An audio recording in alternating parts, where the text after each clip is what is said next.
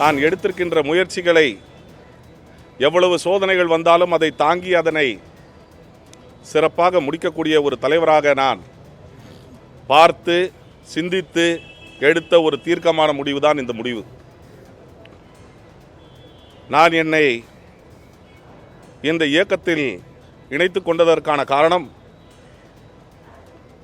எஞ்சிய வாழ்க்கையிலும் இந்த திராவிட கொள்கையினை பாதுகாக்கக்கூடிய ஒரு இயக்கமாகவும் அதை தலைமையேற்றிருக்கக்கூடிய தலைவருடைய சிந்தனைகளை நிறைவேற்றக்கூடிய ஒரு தொண்டனாகவும் என்னை இணைத்து பணியாற்ற இங்கே இன்று நான் வந்திருக்கின்றேன். சார், இப்போ நீங்கள் சிட்டிங் எம்எல்ஏவாக இருக்கீங்க, தொடர்ச்சியாக எம்எல்ஏவை கண்டினியூ பண்ணுவீங்களா? எப்படி இருக்கும் உங்கள் ஸ்டாண்ட் சட்டமன்ற அசம்பிளியை பொறுத்தவரைக்கும்?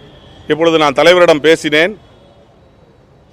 இன்று மாலை 4 மணிக்கு என்னுடைய எம்எல்ஏ பதவியை ராஜினாமா செய்வேன் என்பதை தெரிவித்துக் கொள்கின்றேன்.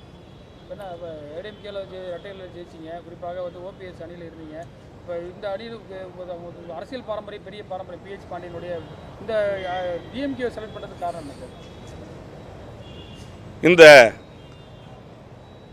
அனைத்து இந்திய அண்ணா திராவிட முன்னேற்ற கழகத்தை தோற்றுவித்த தலைவரும் அதற்கு பின்னாலே அந்த இயக்கத்தை பாதுகாத்து வளர்த்த அம்மா அவர்களும் எந்த சூழ்நிலையிலும் அந்த இயக்கத்தை எந்த இயக்கத்துக்கும் அடகு வைக்கவில்லை. அனைத்து இந்திய அண்ணா திராவிட முன்னேற்ற கழகம் என்பது அவர்கள் காலத்தில் இருந்த அதிமுக இல்லை. இன்றைய அதிமுக என்பது வேறு ஒரு இயக்கத்தை நம்பி அந்த இயக்கத்தின் சொல்படிதான் நடக்கக்கூடிய ஒரு துர்பாக்கியமான சூழ்நிலை இருக்கின்ற காரணத்தினாலும் எந்த விதிகளை அந்த நிறுவன தலைவர் உருவாக்கினாரோ அதை காற்றில் பறக்கவிட்டு, எந்த கொள்கைகளுக்காக அந்த இயக்கம் உருவாக்கப்பட்டதோ அதையும் காற்றில் பறக்க விட்டுவிட்டு இந்த இயக்கம் பாரதிய ஜனதா கட்சியினுடைய கிளை கழகமாக இங்கே செயல்படக்கூடிய சூழ்நிலையில்தான் திராவிட கொள்கைகளை பறைசாற்றக்கூடிய பாதுகாக்கக்கூடிய ஒரு இயக்கம் இந்த திராவிட முன்னேற்ற கழகம் என்பதை உணர்ந்து இங்கே நான் இணைந்திருக்கிறேன். அவர் டிடிவி தினகரன் அதே போல் சசிகலாவெல்லாம் சந்திக்கிறாரு, அந்த நிலைப்பாடு எடுக்கிறார். அதனால தான் நீங்கள் வெளியேறீங்களா? ஏன்னா தொடர்ந்து நீங்கள் சசிகலாவை எடுத்துட்டு வந்தீங்க. என்னை பொறுத்தவரையில் சில நெருடல்கள் உண்டுதான். காரணம், நான் எடுத்திருக்கின்ற நிலைப்பாடு என்பது உறுதியான நிலைப்பாடாக தான் இருக்க வேண்டும் என்பதை உணர்ந்து இன்று அவர்களுடைய கொள்கையும் யாரை தோற்க வேண்டும் என்று எடுத்திருக்கின்றார்களோ அதே நபரை தான் தோற்கடிப்பதற்கும் நானும் என்னுடைய முயற்சியும் எடுப்பேன் என்பதை தெரிவித்துக் கொள்கின்றேன்.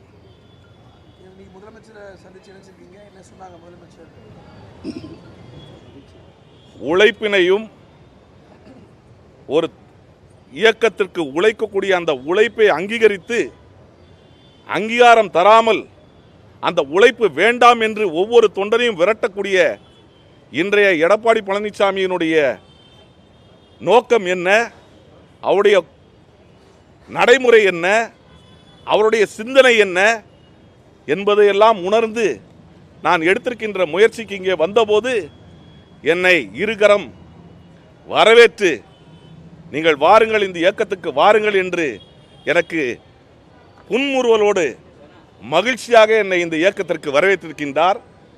நான் ஒன்றை மட்டும் தெரிவிக்க கடமைப்பட்டிருக்கின்றேன்.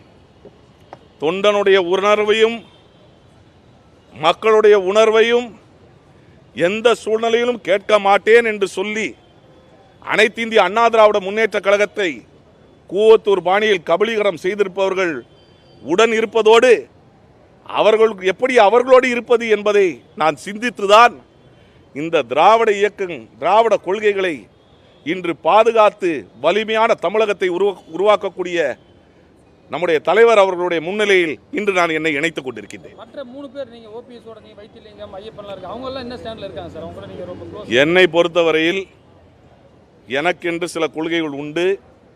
கொள்கைகளை பின்பற்றக்கூடிய இயக்கத்திற்கு நான் வந்திருக்கின்றேன். சிறுபான்மையிற்கு தமிழ்நாட்டில் ஒரு ஆதரவு கட்சியாக திமுக அதிமுக 2 இருந்தது. இப்போ அதிமுகலேருந்து நிறைய சிறுபான்மையர் வெளியேறாங்க. இப்போ உங்களுக்கு முன்னாடி இங்கே அன்வராஜா இணைஞ்சாங்க. ஸோ அந்த நிலைப்பாட்டிலேருந்து எல்லாம் வெளியே வராங்களா அதிமுக? பாரதிய ஜனதா கட்சியினுடன் எந்த சூழ்நிலையிலும் கூட்டணி வைக்க மாட்டேன் என்று சொல்லிவிட்டு எந்த அடிப்படையில் மீண்டும் கூட்டணி வைத்தார் என்பதற்கு இன்று வரை பதில் இல்லை. பாரதிய ஜனதா கட்சியினுடன் கூட்டணி வைத்தபோது தொண்டர்கள் உணர்வு கேட்கப்பட்டதா? பொதுக்குழு கூட்டப்பட்டதா? மாவட்ட செயலாளர்கள் கூட்டம் கூட்டப்பட்டு கூட்டணி இல்லை என்று சொன்னவர்கள் மீண்டும் அந்த கூட்டத்தை கூட்டி அந்த முடிவு எடுக்கப்பட்டதா? இதற்கெல்லாம் விடையில்லை. தன்னையும் தன்னுடைய குடும்பத்தையும் காப்பாற்றுவதற்காக அதிமுக என்ற இயக்கத்தை அடகு வைத்து அங்கே இருப்பவர்களோடு இருப்பதை விட திராவிட கொள்கையை பாதுகாக்கக்கூடிய ஒரு தலைவரோடு இங்கே தொண்டனாக பணியாற்ற வந்திருக்கின்றேன்.